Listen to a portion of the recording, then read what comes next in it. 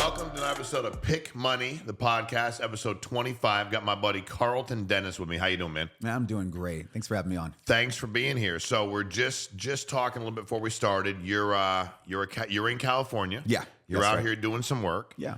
And I was when I was reading your one page or your bio, this is what stuck out to me. Well, you went to college where? Cal Poly San Luis Obispo. Okay. Yeah. See how fast he said that, Andrew? You have to be smart to go there. You just, when you taught that bad, you had to be smart. And then you play football. Yeah, I was on a full football scholarship. I played cornerback. Okay. Yeah. Which ain't easy. It's not easy. You got to go backwards.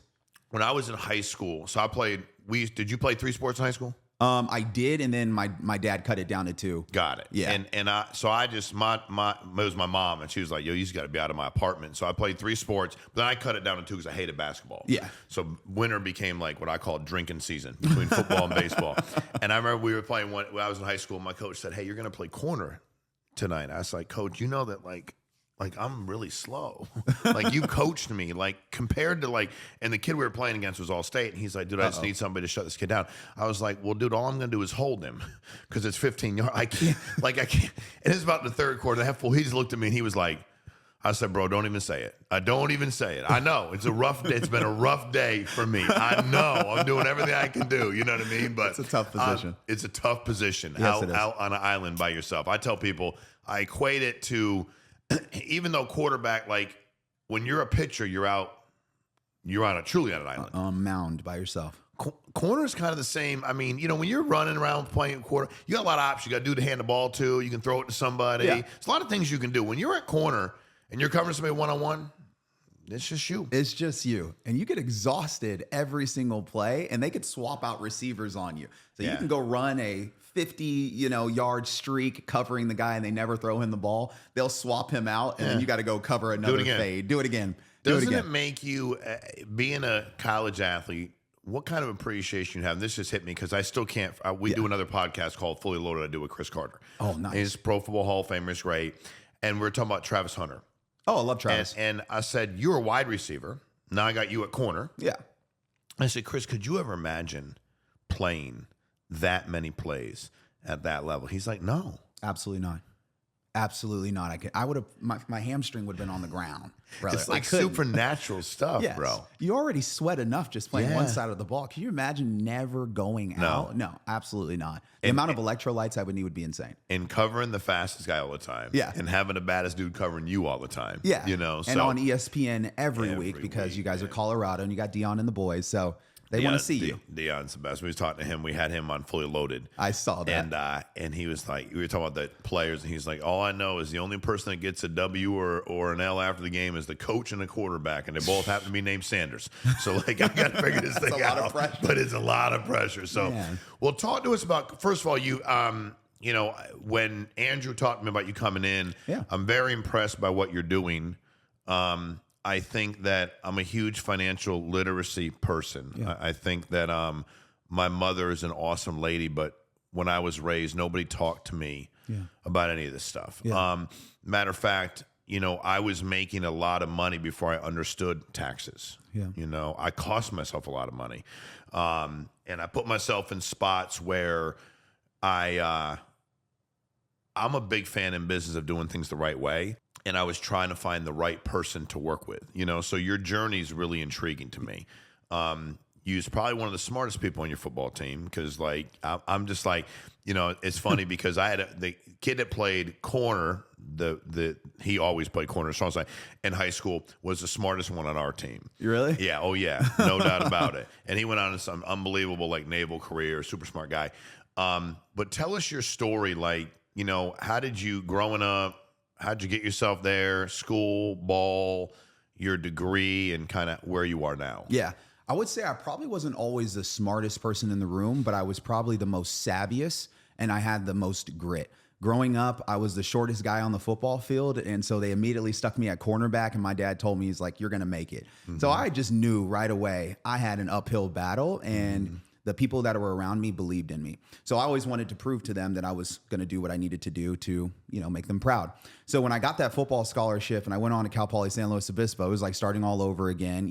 When you get there, you're the new person on campus and there's already starters on the field. Immediately broke my leg and then redshirted. Got to see what the pros really do when you get to sit back and watch practice every single day. But watching practice every single day, I just took notes of the starters because I'm really good at copying successful people. I copied their footwork. I copied when they broke on an out route. And so when I came back the following year, I got my starting spot and played 4 years of college football, graduated, got a career in sales, and had a personal training business on the side. I moved out to Hollywood, California. I was living on my own, living paycheck to paycheck, trying to grow this personal fitness business. And the issue that was happening right now was my habits weren't allowing me to find success. So I was spending a lot of the money partying on weekends and ripping and running in all the bars in downtown LA, keeping that college life going. And eventually I had to call my mom and tell her, listen, I'm out of money. Like, it's probably smarter I move back home with the parents. Right. I get out of LA. I go to Orange County where it's more suburban. There's less bars that are open past midnight. A lot less trouble to be gotten into. Less trouble to be gotten into. So that's what happened. And as soon as it happened was when I met my fiance and when I decided to leave Gallo Wine Company and take a career working for my mother. Now, I convinced my mom that I wanted to start a sales division inside her tax and accounting company. Okay, so your mom was an accountant. She was already an accountant. She had been an accountant for 30 years. Got it. Yeah, self-employed. Okay. So I had already knew a little bit about financial literacy and the importance of being self-employed, but never really went all in on it. Okay. When I got into her office, I realized the type of clients she was working with. She wasn't working with the average, just straight W-2 taxpayers. She was working with investors and self-employed business owners because these were the people that were trying to figure out ways to reduce their taxes, not just file a tax return. Expensive enough. Yes. So the issue, though, Sean, was that I sold her on a commission-based only salary, which means that I don't get paid unless I close deals. Okay. I knew nothing about taxes. I went to school for kinesiology. Oh, okay. Yeah, and I minored in nutrition. So I'm all about sports and fitness and how the body works. The first 2 months I worked at my mom's office, I was eating tilapia and rice, and I was getting in the best shape of my life, brother. Yeah. Hadn't closed any deals. But when you have a black mother like mine who's prideful, she immediately came in and told me, Karlton, you have another week in this office to close a deal, or I'm going to have to fire my own son. So I went to Target. I bought a recorder, and I slid a recorder underneath my mom's desk.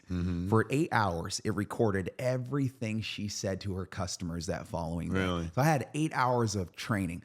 I wasn't ready to study taxes like that.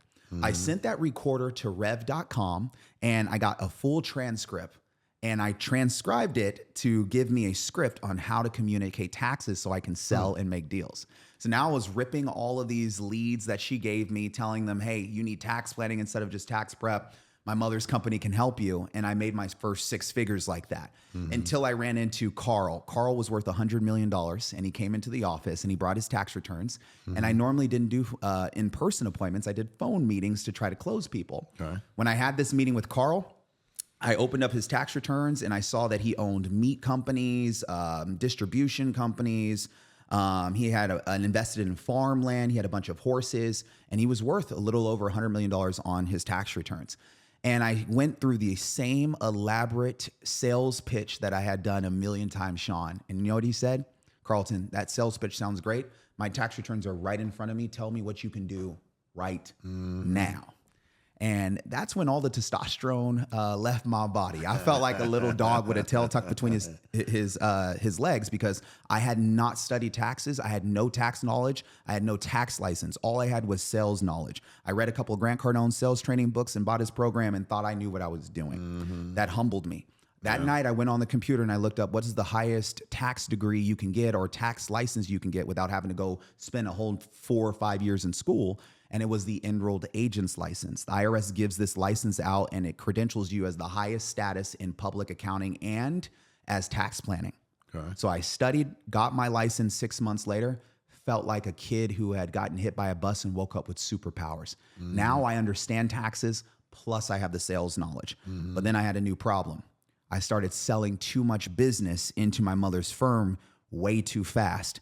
I was kind of breaking her company because she wasn't able to hire enough CPAs. How many people were in her company at that time? When she brought you in, how many were there? Okay, so when she brought me in, there was 11 people. 11 CPAs? 11 CPAs. Okay. By the time I got my tax license, we were up to about 14. Wow. We were up to about 14, Yep. 15. And she had already had a good book of business with at least over 1,000 clients reoccurring. She's been doing this how many years? She had run this business at the time, 21 years. And basically it was word of mouth. Word of mouth. Clients, like she didn't even have to do anything. She went marketing, sales team. No funnels, none they of that. came in. Other people cultivated their own books of business. She had to deal with them. Life is good. News, radio show, word of mouth, in-person seminars. Now, was your dad involved in the business too? My dad had already retired. He was working for the city of LA as a construction manager. So he had gotten in at the right time and he was able to retire at 50 years old. Good for him. He's a black belt now doing Kung Fu. I mean, my dad is chilling now. God bless him. Are your mom and dad together? Yes, they're still together. Got it. So they're doing their thing. So she's running this business, doing her thing. You're there. You come out. She got 14. Now you got too many people though. Now because you're selling everybody. Now we're selling everybody. Here's another issue that happened. My brother Kenny graduates from Russell Brunson's mastermind and Sam Ovens' mastermind.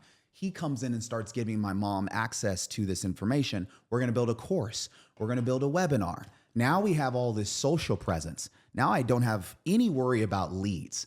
I'm taking appointments directly off the calendar without having to call them anymore. Now they're automatically booking on my calendar. What happens now?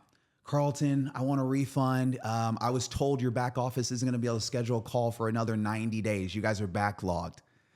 This caused such a huge issue because now all my commissions started having to be refunded. And I'm like, Mom, what do we do? How do we fix this? She's like, Karlton, listen, I just need you to take a vacation. Like take 4 or 5 weeks off. The company's going to pay for it. I was not used to this at all. I was used to showing up 5 days a week, 6 days a week, just grinding, Sean. To be told that I'm taking a paid vacation where I can't sell or do anything, what do? Well, during those 4 weeks was when I discovered what YouTube was. And I decided to get on YouTube and I started posting YouTube videos. Well, fast forward to today, we're about to cross about 1 million subscribers off of YouTube. That's amazing. And we decided to create Tax Alchemy shortly after I started YouTube, which was a program initially just to teach people how to invest in real estate to offset their taxes. And it led into me having my own boutique tax strategy consulting business where I'm working with entrepreneurs doing 2 to 100 million that want more handholding, more sophisticated strategies. And they really want to have it all in-house. They don't want to have, you know, the insurance over there or the CPA over there, the tax strategist over there, the bookkeeper over there. They want it more of a multifamily office type of style. So we created Tax Alchemy. That is one hell of a story, by the way. And there's a lot to unpack there. I think, first of all, when you find people, we talk a lot on here about how people can, because when you decide that you pick money, and pick money meaning, if I were to say, what does that mean to you? What does it mean to you? For me, I knew what I needed to support my family. I knew I didn't want to live the way I used to live. And I started meeting wealthy people. And I was like you, I want to know what they knew. Matter of fact, almost all the successful people I know that have built themselves up, not the ones, if somebody else built them up, I don't have the answer other than they were born into that. The ones that built themselves up were great students. They were great students. Where, in you're a great student. Your deal was like, I'm going to record this.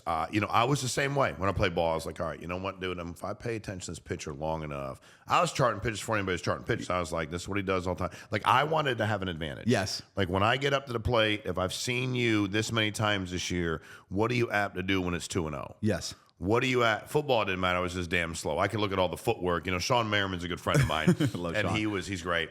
And I said, what was the biggest wake-up call when you went to your first camp? You know, and he said there was a offensive lineman who had been there 15 years. He said, dude, this guy could barely stand up. His knees were so bad. And I could not get by him in practice. He said, I'm thinking, I'm going from like, I'm on top of the world. These guys are going to cut me. Like, what am I doing? And he walked in one day and he said, man, you got to tell me. And he said, dude, I know everything you're going to do before you do it. I watch film. He said, you don't watch film. I watch film. He goes, every time you do this, you're going to do this. Every time your foot's here, he's going to. So I already know. And as debilitated as my body is, as young and bad as you are, I'm ahead of the game. So he's like, I'm going to become a student. And, you know, he's like, I was able to have an unbelievable career. When you see people out there, and I want to get to the taxes in a minute, because it's funny because people ask me, who do you use? And we'll talk more offline about it. So I'm really intrigued about your strategies. But I thankfully have outgrown. I started with somebody I knew who was a nice person, still a great person. Except what was great about him is he said, like he waved the white flag. He's like, dude, there's way too much going on. Yeah, I don't do this for me. No I more. don't like. I'm good. I was good 1040 EZ. We're chilling with some other stuff, but now like we're over. And I'm like, and I was in my early 20s. I was like, cool, man, thanks for. And then there were other people that didn't wave the white flag. I had to go, hey, man, like I had somebody else look at these. Like you're my guy, but like, what are we doing here? Kind of your guy. What can you do for me? Yes. How were you always such a good student? Like, where did that come from? Because I wish I had, because you're now in Southern Florida for a month. Yeah. Southern Florida is the land of the fake rich. So welcome to the land of the fake rich. It doesn't make people bad people that take pictures of other people's cars. They take pictures of other people's planes. They take pictures of my house, my car. Like, bro, that's my stuff, which is okay. It's your business. Do what you want to do. But at the end of the day, when I was broke and people said to me, "Are you broke?" I was like, "Yeah, man." "How you doing?" I was like, "I'm broke." Like I didn't bullshit them. Like I was honest with them. Where did that studious, that's how I'm going to learn? Because the lack of ego is the ego is what's killing everybody. Out there. It's killing them. 100%. It's literally that you can give them all the knowledge. You can give them, they even got the work ethic. A lot of them. Have everything. But the ego's destroying them. How did you proceed with no ego so early, and how have you continued to do so? My mother, man, she was the guidance, because Karlton was a fully loaded gun, and aimed in the wrong direction, he can do damage. And watching my mom in the way in which she would talk to people, there'd be some times where I'd be like, "Mom, why don't you just tell them they can do that?" She's like, "No, Karlton, you always want to preface things, because what if they just take my information at face value? Then they go run off and do it. They'll be calling me back saying, you're the one that gave me this bad advice." And so I got to watch my mom, even though she didn't have the social media following and she wasn't doing all the webinars yet, or had the YouTube channel, I got to watch how she was talking to people in real life at these convention centers, Los Angeles Convention Center, Apartment Owners Associate event. She got invited to speak on KTLA and KCAL 5 News, all these different news channels. And I'm watching a woman who is in a normally male-dominated industry kicking butt, man, and doing it the right way, ethical, so much to the point where she built such a following. It was cult-like, the way that her clients loved her, man. I mean, she could do no wrong in her clients' eyes, and I love that about my mom. And so as I was growing, I had, of course, a lot of ways in which I could have cut corners, but I didn't, because of this woman and how ethical she was, and how that rubbed off on me. So I would say 100% it goes to my mom and me watching her, and that's part of the reason why I was able to build my success. Dude, I love that, because, it's funny. I look at, like, my son at 21, some other people I talked to, and they're like, well, you could. I'm like, I could do it that way, dude.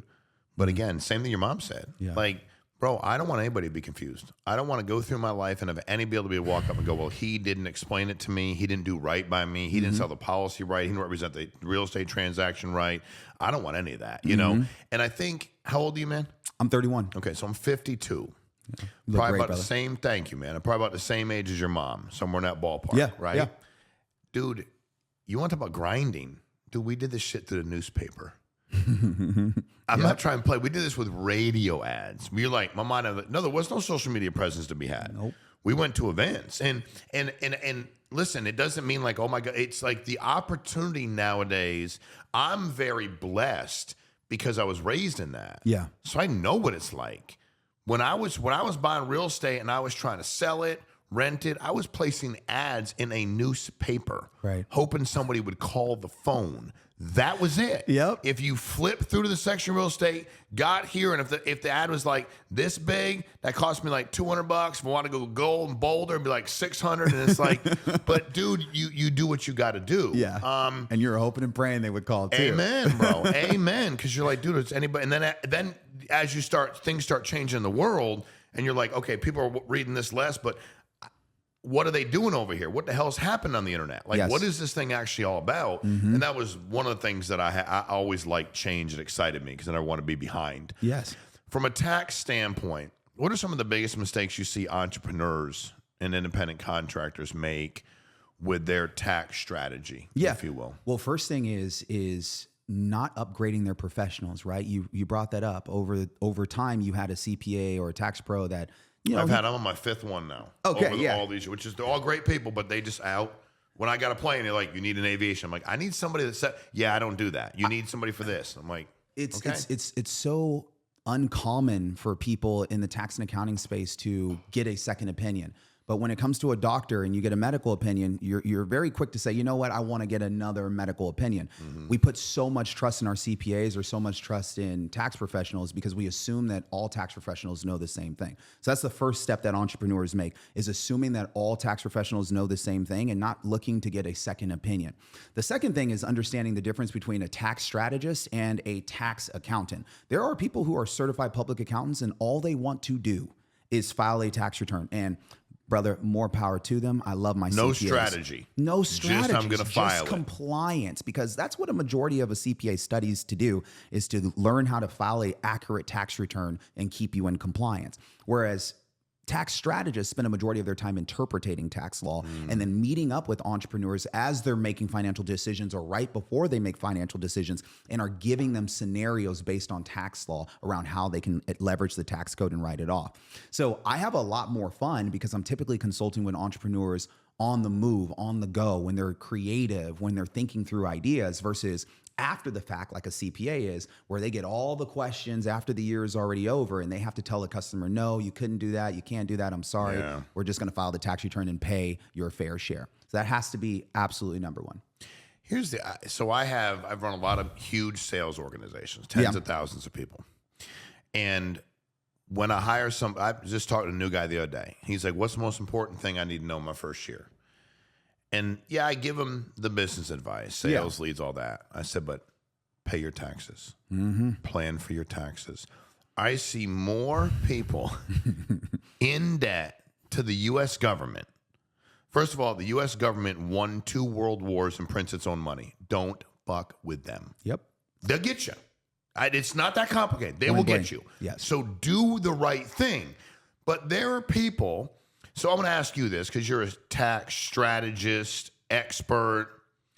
When men and women become independent and they're getting paid, and if somebody were to say to you, Karlton, I'm making 20 grand a month. Yeah. I got my money comes in. I spend about 4 grand in expenses. I'm netting out 16, but nobody's taking taxes out for me. Like I'm independent now. I just get my money. Yeah. I know at the end of the year I'm going to get hit.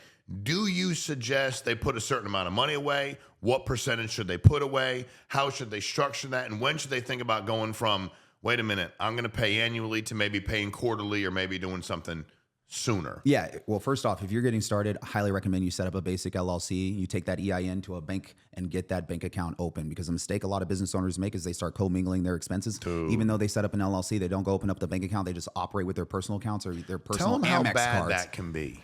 It's very bad, because if you're sued, the issue that happens when you're sued is the creditor trying to distinguish the differences between you and your LLC. And your LLC has an EIN number and you have a social security number. Both are 9-digit numbers that are assigned to you and the business that you set up. But when you're operating with your personal expenses inside of your business, or taking things personally that you should not be taking personally through your business, you're commingling your expenses to the point where not only the IRS, but your creditor can't distinguish whether or not you're doing things separately from your business or doing things in conjunction with your business personally. And that's when your corporate veil gets pierced. Correct. Now all of your personal assets are viewed as the same as your business assets, because you made them the same as your business assets, because you did everything inside of the same accounts. We've seen clients had to liquidate their IRAs or their 401ks or brokerage accounts in the event of a lawsuit, simply because they were commingling their expenses, and that was a door open in a lawsuit. Dude, I got sued. And first of all, if you make any real money, you're going to get sued. Just want to let you know that no matter what. People don't sue broke people. Come to terms with that. I did a lot of things. I was always doing the business the right way. I'm like, but dude, I'm doing the exact same thing I was doing before. Right? Everyone want a piece of me because I got money but now. But you're a target now, buddy. I had a rental property. Make this real quick. All on video camera, by the way. My tenant had put in cameras. We didn't have them. He put his own cameras in. He gets an argument with the neighbor. The neighbors, he gets an argument with the neighbor. His friend is there. His friend has a Rottweiler out on a leash. They're talking, him and his boy. They're talking dog here. They start up, whatever even happens. This dude comes across the street and confronts them. They're arguing. Okay? Yeah. 2 guys, 4 guys. 2 guys arguing with the other 2 guys. The dog's barking. See the whole video camera. When the dog's barking, the guy that comes to confront my tenant takes hot coffee and dumps it on the dog. The dog reaches up and scoops that dude's finger off in one full, boom, finger gone. Okay? They sue me And I'll never forget, my attorney said, because everything I did was LLC. Yeah, of course. No commingling. I mean, I don't care how many properties I had, LLC. And, my attorney just said, I said, how'd it go? He goes, well, they're 100% wrong about everything, so I'm not worried about that. You got insurance, but they're 100% wrong. But, Sean, all I had to do was explain to them and articulate to them that the only thing they could ever get would be that one property. They'll never win. They have no shot. But there's no pot of gold at the end of the rainbow. Correct. Once I explain, and he's like, and also I'm, a couple $1,000s an hour, and I'll smoke you on Sean's behalf. Like, we'll pay. He has no problem paying me. That's right. And it went away. But I remember just thinking, like, imagine if everything I had at that, and that was ludicrous. But I've had insurance companies pay people a couple $100,000. I sold all my real estate. I own thousands of units. I sold them all. It was great. It was great to me. I loved it. But at the end of the day, you're so right. And people don't do that. No. And they don't think about it. They don't get the right information or advice. And also, when you're doing things you're not supposed to be doing and the IRS audits you, what's your defense? You're guilty. You're guilty. Till proven innocent. Yep. And they have a lot of people on payroll to find something wrong with what you're doing. Oh, please don't be alarmed that Trump is telling you that he's firing IRS employees. There's plenty of IRS employees that will still audit you, and they're happy to audit you. And that's why, but this is such a great time. That's when Andrew told me, you'd reach out. I'm like, dude, we got to get him on. He's so great. The stuff you do is amazing, man. You got a really, really good energy. You're super sharp and super focused on what you're doing. We need this. Like, we have all these entrepreneurs, and I think now more than ever, you're going to see more of this because companies, you don't work somewhere for 30 years. They give you retirement, take care of your family, give you health benefits forever. It doesn't work that way anymore. No. So your mom, your dad, me, our parents, the companies they worked at most of the time, that's how it worked. That's right. You took a job and you retired from that job one day. Yeah. You had a healthy wage. Sometimes it was one person took care of the whole family. It doesn't work that way anymore. So you see all these people venture into this world of entrepreneurship with no idea what they're doing. Yep. And the biggest protection I think you have to have is the legal one. When it 100%. comes to, I just think there's all kinds of other things you need to figure out, but handle your business, because I see so many people make good money, spend it, never plan for taxes, get this tax, go to some accountant, never done strategy, which is their fault, not the accountant's fault, never been taught to anybody. And they're like, oh, 111 grand. And I'm like, well, you did make 410. Yeah. Like you owe 111. That's okay, got it. And they don't have the money. No. They spent it all. These business owners don't budget for their taxes. It's the craziest thing ever. It's almost like they forget that Uncle Sam is a business partner with them. They make money and then they're like, the truth? Well, I just need to keep making more money then. So then they owns keep 30-some-odd% of your business. Bro, he wants to get paid. He shows up every single year at April 15th. He's not going to be there when you're struggling or you're doing your webinar, or you're recording your ads, but he'll definitely be there April 15th when it's tax time. That being said, I have ran into so many entrepreneurs that are, they're rich on paper, it seems like, and they're not rich in their bank accounts. And when it comes down to the IRS, they even have tax returns sometimes that they haven't filed for years because they're so afraid of the IRS. Well, dude, you can't avoid it. But, you can't avoid it. And that's the other thing I see too. It won't go away. No. And I see so many people, way too many in my 30 years as an entrepreneur, where it's like, well, why aren't you trying that? Well, I owe some money. It's like, dude, why don't you call somebody? Let's get on the phone and handle this. Let's handle it. They don't want to run from it. They don't want to face it. They're afraid. They're terrified. Well, what if I find out everything I owe? Do I have to pay it all up front? They don't even know that you can get on a payment plan. The IRS will give you a payment plan over 5 years. Because they want their money. They just want their money. You can do an offer and compromise and be like, hey, I'll offer you half of it, and we can compromise on that since I don't have the same amount of money coming into my business. But what you can't do is you can't evade paying your taxes. That makes you criminal. Yeah, Sean. So the entrepreneurs should be reaching out to you and get some strategy. When they start making good money, they should be reaching out to you and thinking about it. That's when you have a tax problem. And I tell people all the time, it's great to have a tax problem. Yeah. You making money. Exactly right. I never had a tax problem when I wasn't making money. I never complained one time when I worked at McDonald's about what I paid in taxes. There was never one time I'm like, damn, they got me too much. And I didn't have any money. Yep. But when you start making money, it's like, that's part of it. Like even you start thinking about Florida compared to other states. You're in Cali now, but I was in Connecticut. That's right. And I was like, wait a minute, if I sell these companies, I have a state income tax that compared to that. Damn. And at my age, with all the things I'd been through, and I was there, kids were in school, I was probably still going to stay there. But you're like, dude, that's a lot of money when you start adding that up. So it's and there's levels to it, Sean. We could talk about well, we're gonna talk. Yeah. Because I'm definitely we're gonna talk. I like you. We're gonna talk, man. You're everywhere. But how do people find you? YouTube and how do they find you? They can find me on all social media networks, Karlton Dennis, absolutely everywhere. You guys can visit our website at www.taxalchemy.com and book a tax strategy consultation. We'd be happy to take care of you.